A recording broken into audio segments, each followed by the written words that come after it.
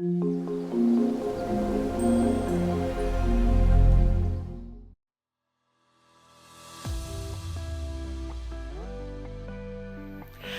sweeties, I'm Medium Sasha and a lot of people know me already and maybe some not. So I do this work very long time, and this year I want to close this year for me by telling more who I am, because all these years you all came with your stories and your past and your ancestors, and I was very lucky and very happy to be a part to bring clarity and joy into your world and help you through sometimes difficult matters. But actually not everybody knows who I am. So I thought this year to stop, to make an end on 2024 by opening up who I am. So there are some questions that people have and that I accumulated in the year, and they will be asked to me and I'll give answers, and I hope that will give you an insight who I am, and I hope you enjoy watching that. Thank you.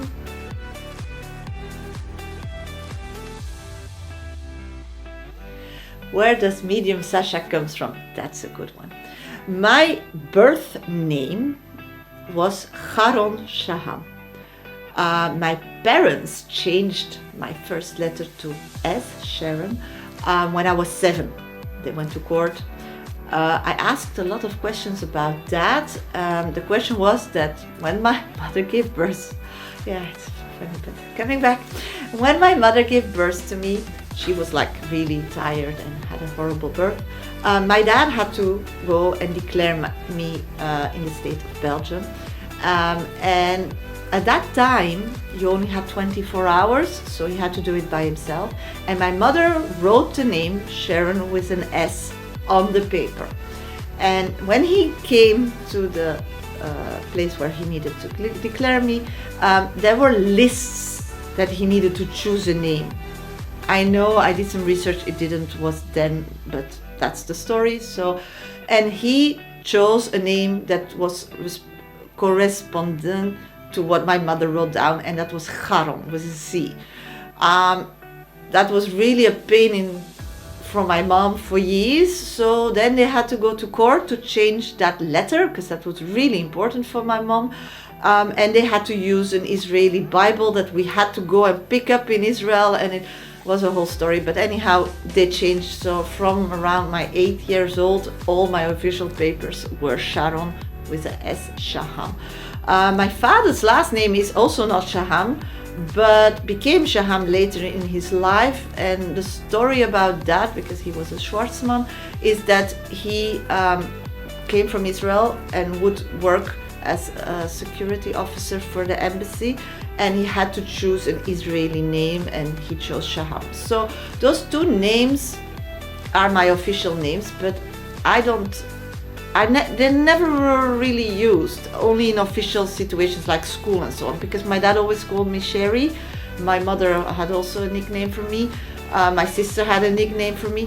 And the moment that I started to do art, I felt that my name was Shasha. And that's the first two letters of my first name and my last name. And I loved that vibes with me. Everything I do under Sasha, that's me. So everybody also personally started calling me Sasha. So so that's how Medium Sasha arose. And more is my name that I chose and vibes with me.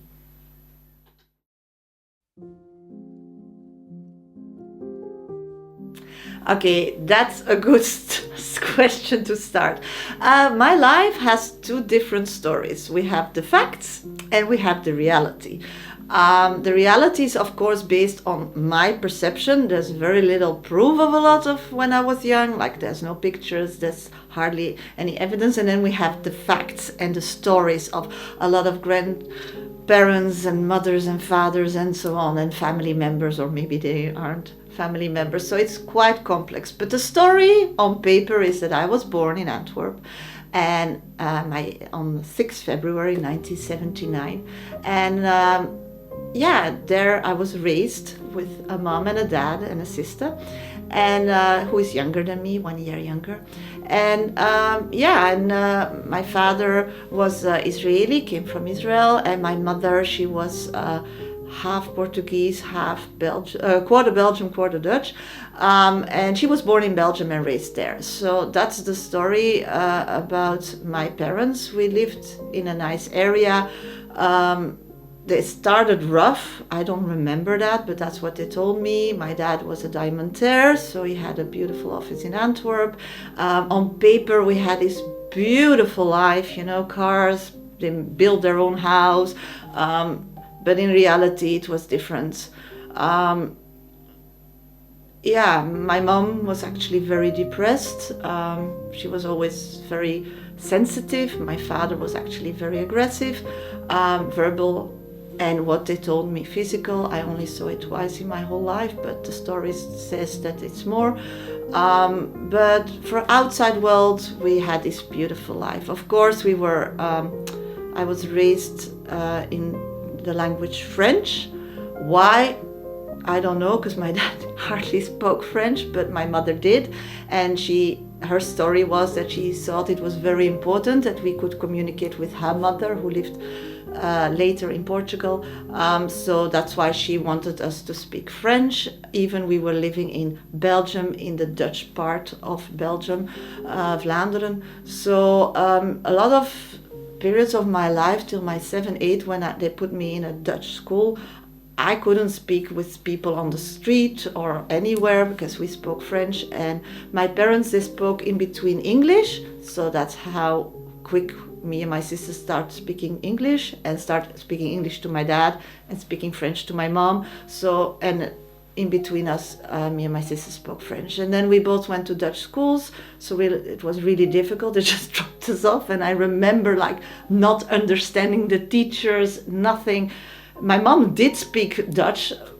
We figured out later, she never told us that, but she continued pushing us speaking French, so it was quite complex with a lot of languages at home, because when my dad was home it was English, when my mom was home it was French. If children from school came playing, then we spoke Dutch to the children and French to my mother. So after a while, me and my sister really got fed up, and we said, we're speaking Dutch to you, and she kept holding on to the French for quite a while. She would just speak French to us, and we would just answer in Dutch. So this is a bit the character of my mother. She had everything in her head. What I know is that she was raised by nuns in Antwerp from her 4 till her 18 years, and she really went through horrific traumas. She always brought them up to tell us that we had a better life.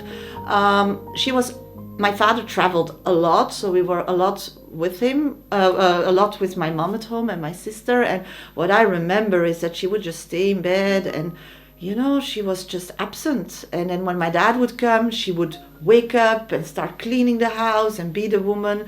I know that she always was scared, also financially, because we had on paper this fantastic, amazing life, but my dad had cash and he would give her or not. I remember that our telephone was closed, our electricity, and then it was on again, and she was getting so scared about that. So I think with her past and how we were living our life was very difficult for her. Also, she was like a chicken mother. She was letting no freedom whatsoever. So there was always, when me and my sister grew up, a lot of discussions, because she didn't want us to go out without her or even take a bike to school. And my dad was more like that. So they had a lot of fights.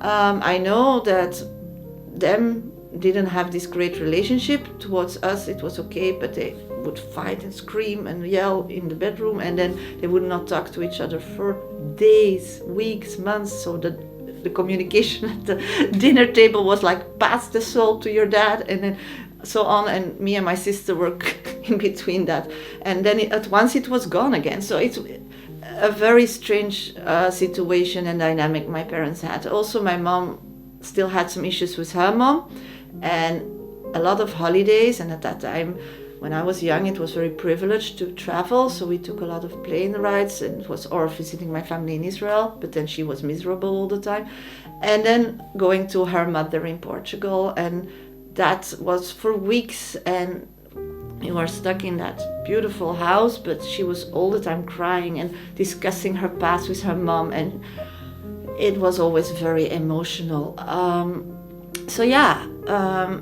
Very complicated actually. And from a young age, not knowing when you come down from your bedroom or when you come home from school, knowing what the status is of home, was quite difficult. I remember my sister having nightmares still. She was 12, every night waking me up, sleeping in my bed. So she suffered as well in different ways. She also was very skinny.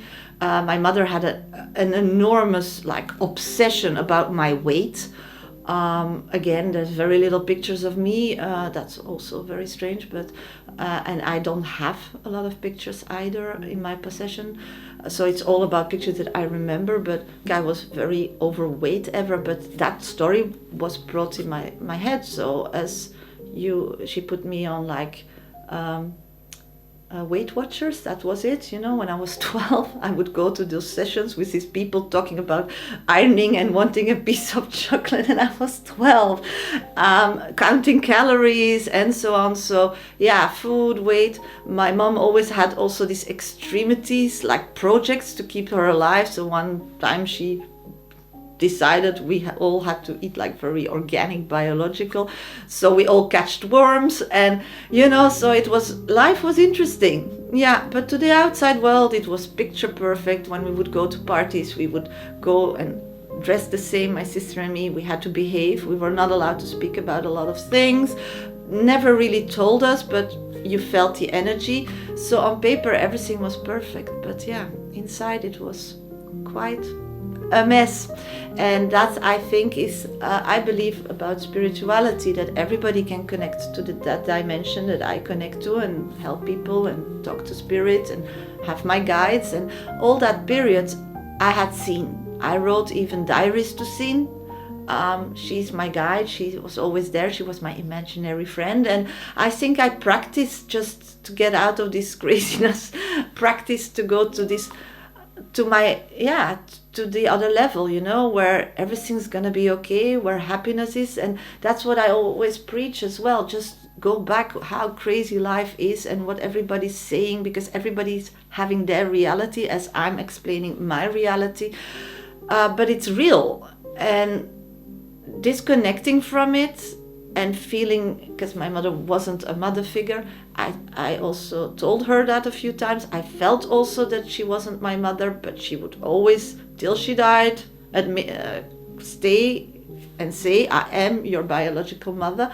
She never told me. Later, when she passed, her sister finally sent me an email, quite in a mean way, but anyhow, I was jumping up and down because I got the answer that she wasn't my mother. It raises again a lot of question marks, because I know nothing. Nobody wants really to talk about it. So my parents died as my mother and father, but what they really are and how I got into their life and why there are no pictures of me and of my sister, yes, but later on, remains a mystery. But the story is not so important, because I'm fine. I'm happy, and long time I would think about my youth as amazing, as the story that we needed to tell the world, So I believe that made me the sensible person that I am, and connecting to the higher self, because I believe everybody can do that, and I think that I trained it more as a survival mechanism. Knowing that all helps me also to connect with a lot of people who are stuck or are in a similar situation as me in life, that comes to me as clients. And I have so many success stories that when you start realizing that everybody is a creator of their own life, and what people say, it's their truth, and you don't make it your number one priority to please them, because you can't, because they have their own reality, but you create a situation. And that's how I got out. When I always said, when I'm 18, I'm out of here.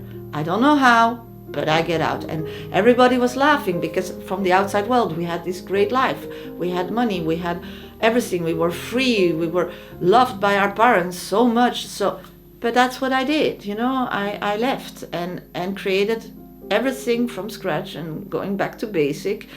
I was not brought up that way, so that was a struggle, but I figured it out, and I just created everything in my reality, how I wanted, what felt good to me, because that was, I came out of this. I felt like now it's my time. And of course, you fall back because family is very good to draw you back in with stories, and then you start hesitant.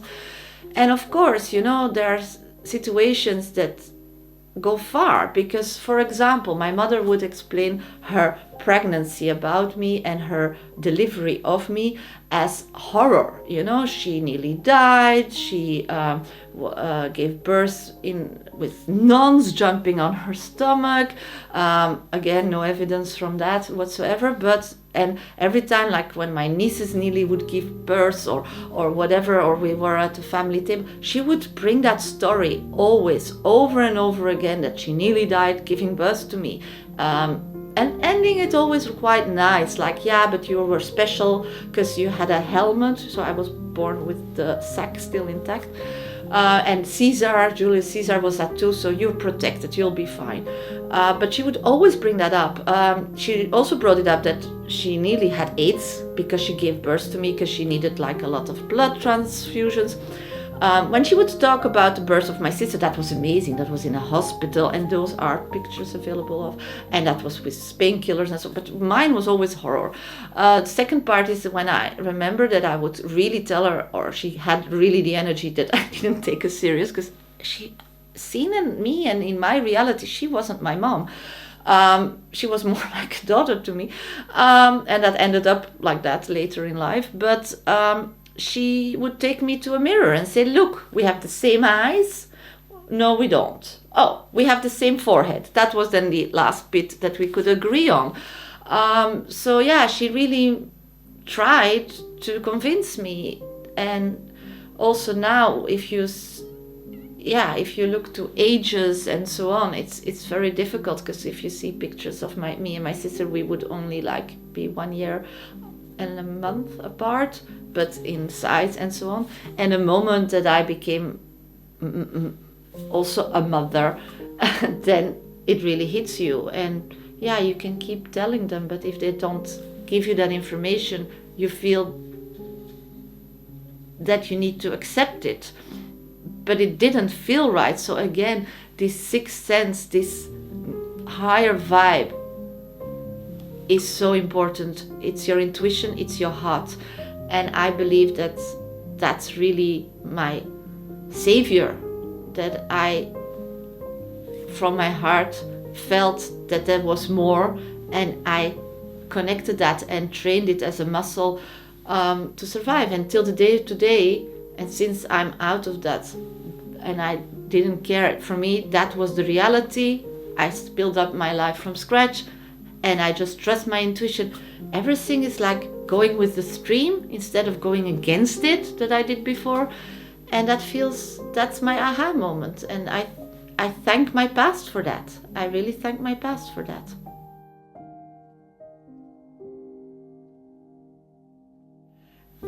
As a child, in my opinion, I was a right fighter. I got so sensitive, even as a small kid, that when people were hurt or animals, I would get like really angry. I was a dreamer.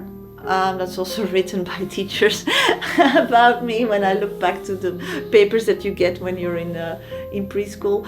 I was a dreamer, but that was my connection with my spirit guides. I was very creative, but yeah, I always knew stuff and was known as, yeah, you gossip a lot.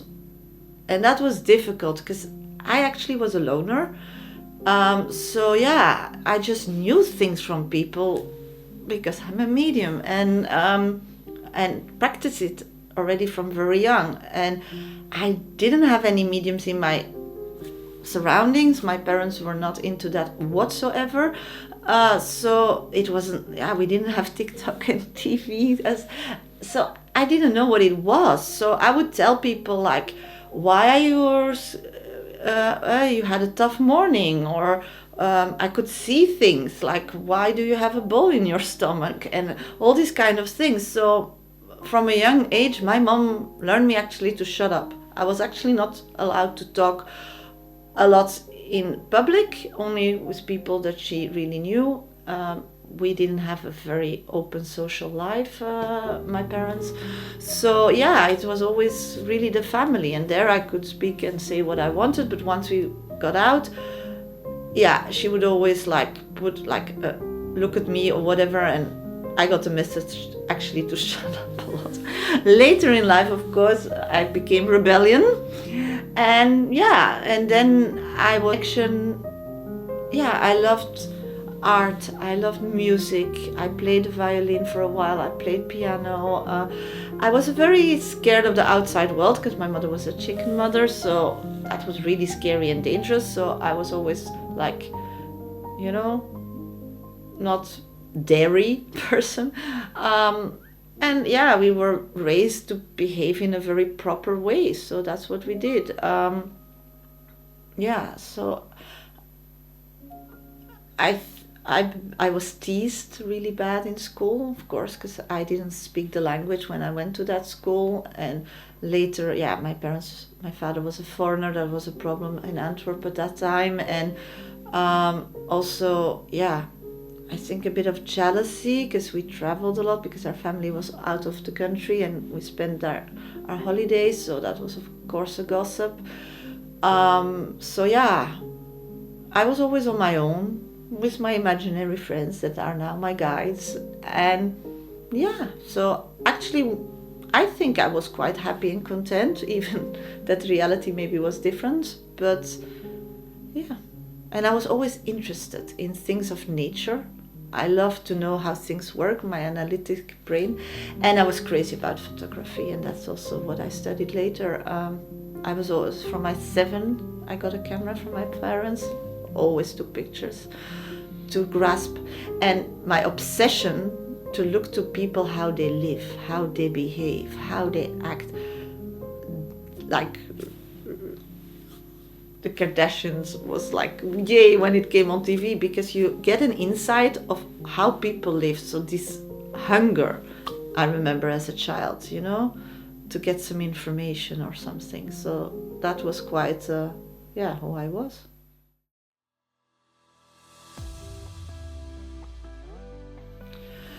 The most significant turning point in my life. I think that was the nasty email from the sister of my mother saying that I was right, that she was not my birth mother. Because that's something, as long as I can remember, felt so wrong, and everybody that I asked and I used it, and it wasn't for me. It's like knowing something, and I needed the physical evidence, not because I have the urge to know my biological mother or father or family.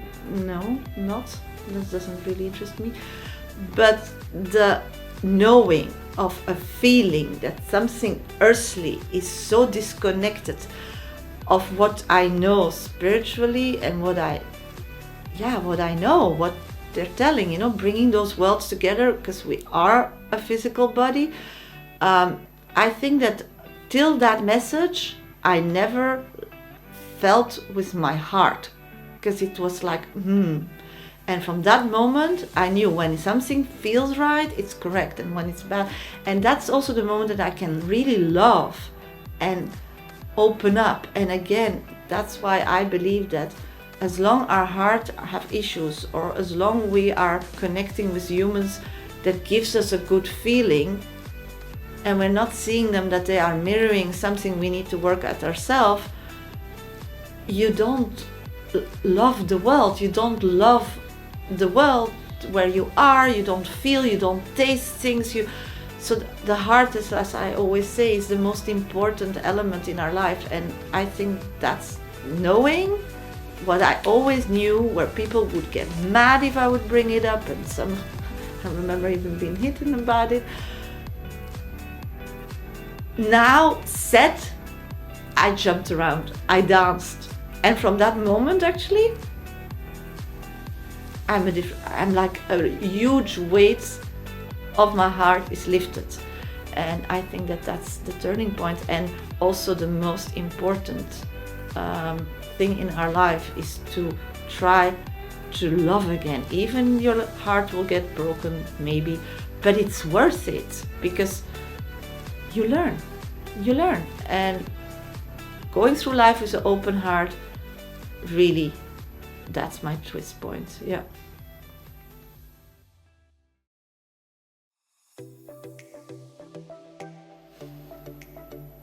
Okay, if money isn't a factor in my world, wouldn't be, what would I do with my time? I love to help people. I love to be a medium and to be able to help people rebuild that muscle that we all have, because when you are on that vibe, it feels life is so much more delicious. It's such, you see more clear, you feel more secure, you can see behind corners. I mean, so I believe that we are made to have that connection. It makes us whole. So I would do anything and everything to help and facilitate anybody who wants, because I don't believe in pushing. People search and find out and give them some help in that, because the world, this spiritual world where we're living, is so diversified. And I can believe, as a person knowing nothing about it, where do you begin, you know? And that was my journey as well. I tried a lot of things, I figured it out, I helped a lot of people, I changed my approaches to get more successes, and that's my life goal, you know, to get, like, with little steps, just wanting to feel this feeling and to be the best that you are, because I believe that we are born in this physical body one life, not spiritually. We go back, we were a spirit, we are now still a spirit, and we will go back to our spiritual self, and that's eternal, forever, in my opinion. But the physicality, this life with this body, is only once. And I think that if that's the thing and we get born, then we need to understand it, we need to practice it, we need to use it, but we can't forget our higher self, because that's where all the knowledge is. Our brain, our physical brain, only knows stuff that was put into it by your parents or your schooling or a teacher or a coach or whatever experience you had. But that's so small, and you had so many more lives. So why not connect to our higher self? And that's the spiritual level that I'm speaking about. Why not it? And then with that knowledge, go into life. And I believe that we are so fear-based raised, me for sure, that we think that fear is something like stay away, or an anxiety, we can't confront it. But in my past and where I am now, and what I believe that is so significant, important, is to understand that fear is a wake-up call. There is something to explore, to move on. So that I would love to open and bring that to the world and help people to really, like, get off those backpacks of negativity brought on by others, brought on by experience that you feel or saw happen to you, and just reconnect to the bigger person that you are. Because freedom, that's from that point you can create your own life. And I believe we are all creators to make the world a better place. So we first need to get to that position, or work whole our lives to maintain that position. And anyhow that I can help facilitate or embrace or bring groups together, that would make my life amazing.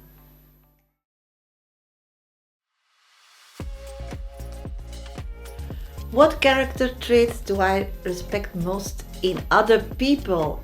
Everybody who is creative, because I believe we create our own life. And since I got that, and I know how to implement it in ways I know, but every time I know something, more questions arise. So that's my life work, to figure it out. and to perfectionize that way, but the inspiration comes how others, and most people who failed and start over again, and most people who see failure as growth always inspired me in my past. And that's often artists, because they create out of a place of pain. It's like survival, and then not even the art that they make and whatever. I love it, it's a passion of mine, but why they did it, what moved them, and how they grow as a human, as a person, and so on. And anybody who helps others from the heart, but from a place that they first help themselves before they help others, because otherwise you just deplete yourself. That's my biggest wow, and those people, when I meet them, I think they have a story to tell. They figured out something, how it works here, and that I love. Yeah.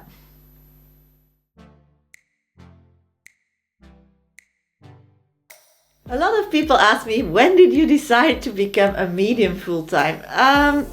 That's actually a funny story, because I never decided that.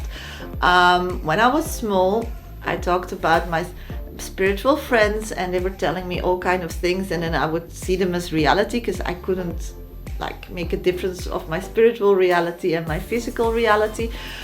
So a lot of people always came to me when they had a problem, even grown-ups. I remember giving grown-ups advice. If my parents were not around, they would come to me and ask me things, and I thought it was interesting, and now thinking back on it, it was quite strange, because I wouldn't ask that question to a 7-year-old, because it went about personal issues or financial issues.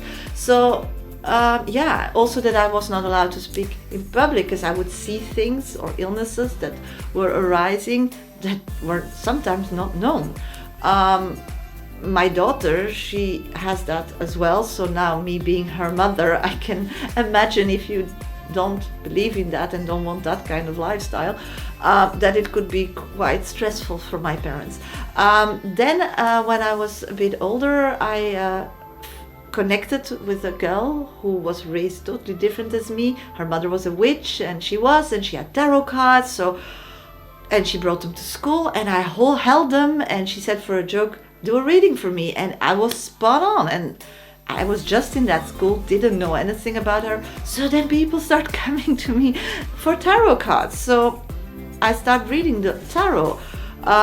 Then my parents found out, and they took that away from me. And my mom took me aside and explained me a story about that she knew somebody, a friend of her, who had a daughter, and they went to a medium together. And that was really scary and special how my mother brought that up. And the medium told at that time, from nowhere, that girl would die at that date, the daughter. And they went away, and they were angry and so on. And coming closer to that date that medium then said, the daughter became more ill. She never gave me names or whatever, but that was the story.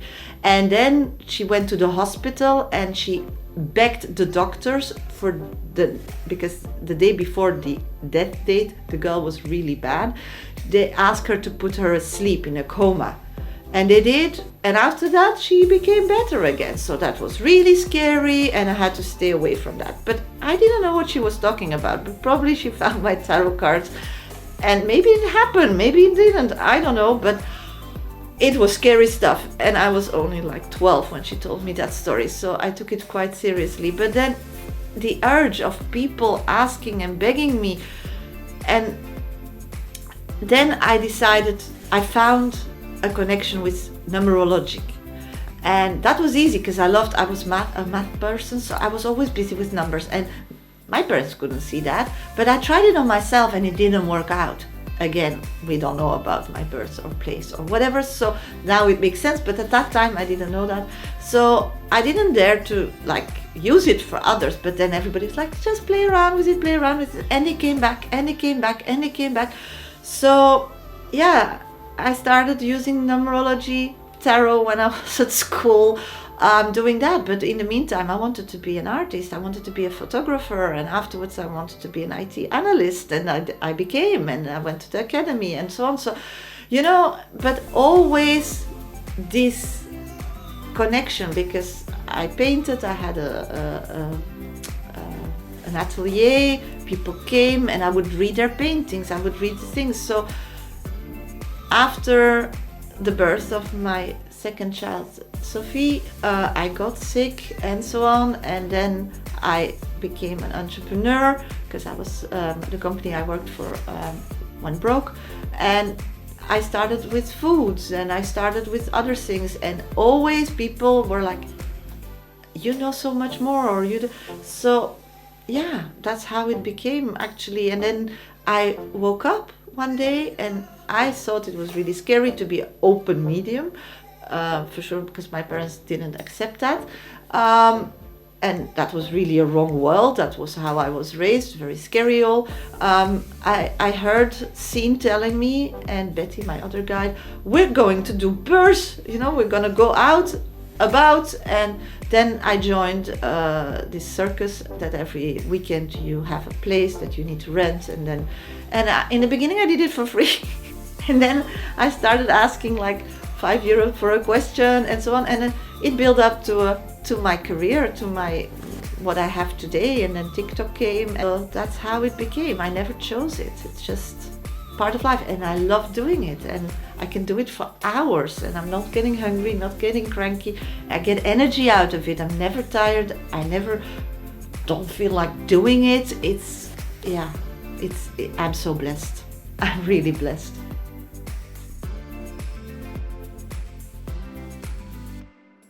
What's next for medium Shasha?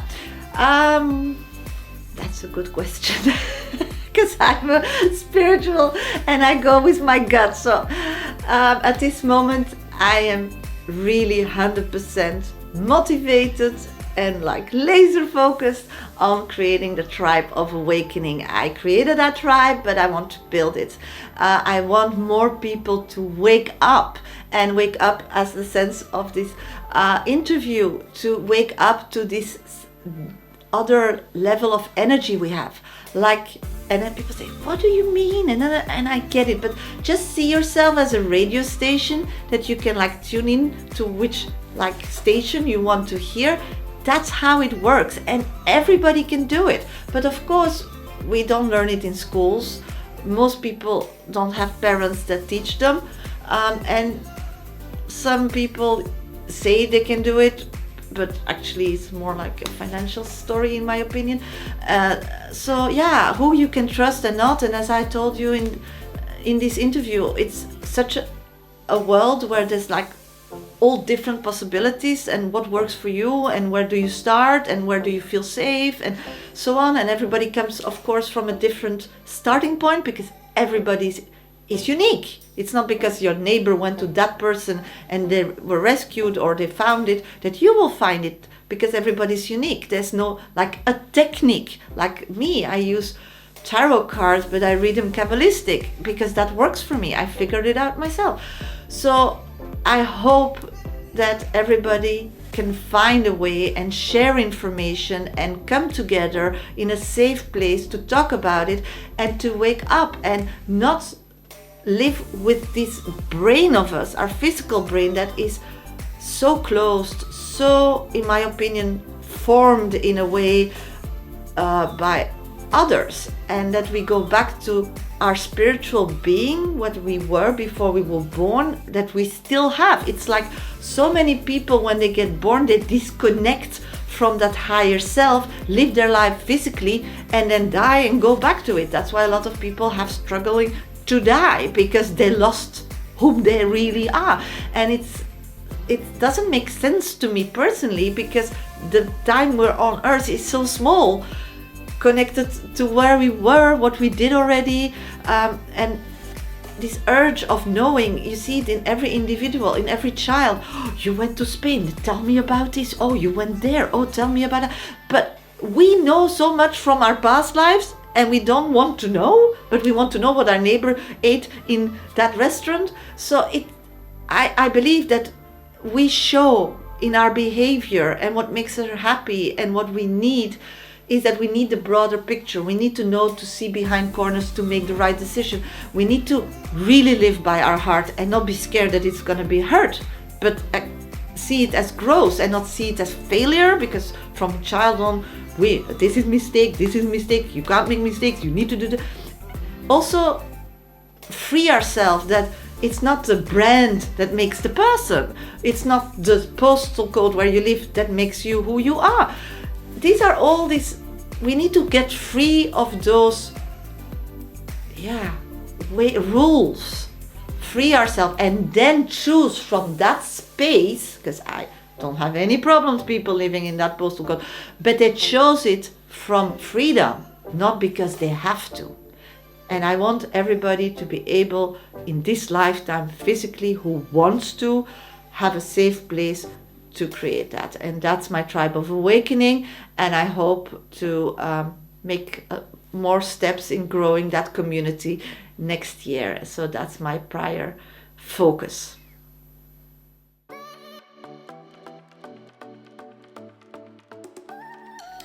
What I want to wish you, an amazing ending of 2024.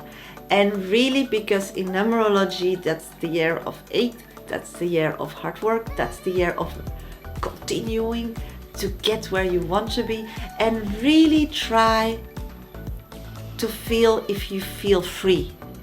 And if you don't feel free in a relationship, with your kid or a husband or a boyfriend or an animal even, or a relation with your own mother or whatever, try to feel why you're not free. Is it what they're telling you? Is it how you are forced to see it? And then start going backwards, start feeling, what do I feel with that person, and try, or that situation, like a job or whatever, start making your own mind about it. Because often we don't like something or we hate something because we have this agenda that is pushed by society that we need to achieve. But reality isn't that way. There are no fairy tale weddings, there are no fairy tale mother-daughter relationships, mother-son relationships, there are no fairy tale jobs, but they are all a mean to something. And as long we don't know what the real mean is, what we want, and see those as obstacles to get to our means, we don't grow. So please, if you have a little bit time, try to find the meaning of you next year. And your meaning can change, because often when we have a meaning, we manifest and we get to it. And everything then that day that will come on our path will be something to get us there. And when you start seeing it, start using it that way, start putting energy in the right way, you'll understand, and the meaning will come quicker. And of course, once we are people with self-will and we are in an earthly body, and every time when we get somewhere, we want more. And that's the amazing thing, because when we want more, we grow. When we want more, we dare to take more risk. When we want more, we keep creating. And when we want more people, when we create our lives, benefit of it. So try to find a meaning for 2025 and look back to all the things that are going on in your life and see them as a meaning or as an obstacle to get there, and start using that energy. Just like, okay, I need to go to my job, or I need to go into this, or I need to talk to this person and say my truth because I need to learn something. And I wish you all to make a lot of mistakes so we grow collectively. And then I wish you a great 2025, and thank you for being in my life.